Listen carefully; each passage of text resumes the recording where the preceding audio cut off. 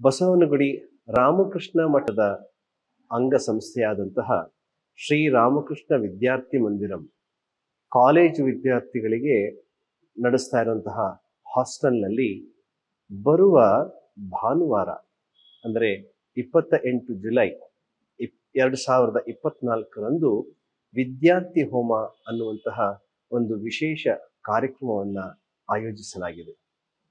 ಈ ಸಂದರ್ಭದಲ್ಲಿ ಇಲ್ಲಿಯ ಎಲ್ಲ ವಿದ್ಯಾರ್ಥಿಗಳು 5 ಸಂಕಲ್ಪಗಳನ್ನು ಮಾಡ್ತಾರೆ.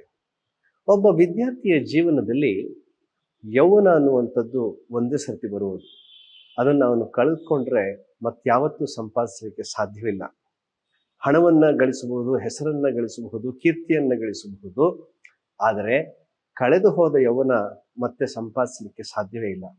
ಅಂತಹ ಯೌವನದ ದಿನಗಳಲ್ಲಿ ಈ ಸತ್ಸಂಕಲ್ಪಗಳನ್ನು ಮಾಡುವುದರ ಮೂಲಕ ಒಬ್ಬ ಯುವಕ ಶಕ್ತಿಶಾಲಿ ವ್ಯಕ್ತಿತ್ವವನ್ನು ನಿರ್ಮಾಣ ಮಾಡಿಕೊಳ್ಳುತ್ತಾ ಜೊತೆಗೆ ಶೀಲವನ್ನು ಬೆಳೆಸಿಕೊಳ್ಳುತ್ತಾ ತನ್ನ ವ್ಯಕ್ತಿತ್ವವನ್ನು ಸಶಕ್ತನೂ ಸದೃಢವೂ ಹಾಗೂ ಸಮಾಜದ ಉನ್ನತಿಗೋಸ್ಕರ ತನ್ನನ್ನು ತಾನು ಬೆಳೆಸಿಕೊಳ್ಳುತ್ತಾ ತನ್ಮೂಲಕ ಸಮಾಜದ ಮನುಕುಲದ ಒಳಿತನ್ನ ಬಯಸುವಂತಹ ಮನಸ್ಥಿತಿಯನ್ನು ಹೊಂದುವುದಕ್ಕೆ ಈ ನಮ್ಮ ಯುವಕರನ್ನ ತಯಾರುಗೊಳಿಸಲಾಗ್ತದೆ.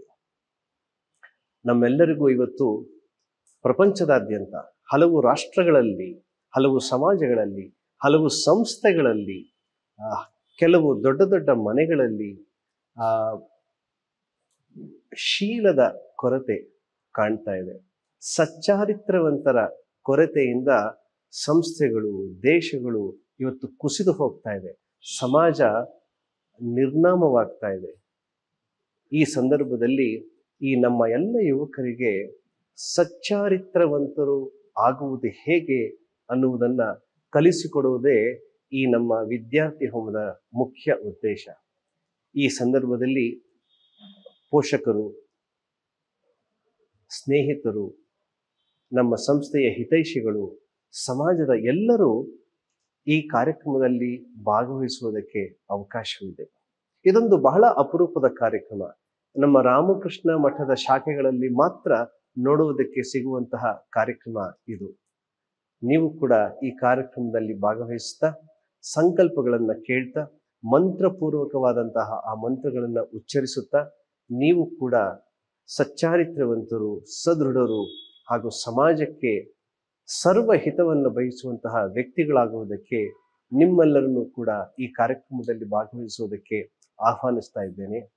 ಮತ್ತೊಮ್ಮೆ ಹೃತ್ಪೂರ್ವಕವಾದಂತಹ ಸ್ವಾಗತವನ್ನು ಕೋರ್ತೇನೆ. ಜಯ ರಾಮಕೃಷ್ಣ.